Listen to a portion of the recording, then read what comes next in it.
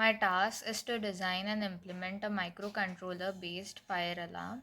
Here I am using STM board. The objectives are to understand the sensor integration with STM32, implement ADC functionality, develop threshold based logic, output control with GPIO, real time monitoring, safety awareness, and troubleshooting skills. The outcomes are as follows.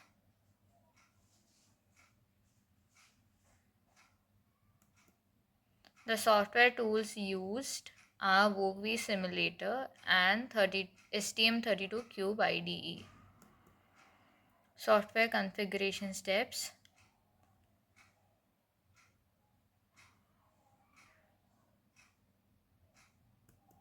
These are the pin configuration.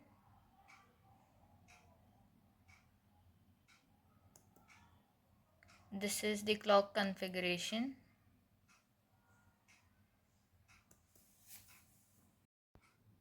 This is the code.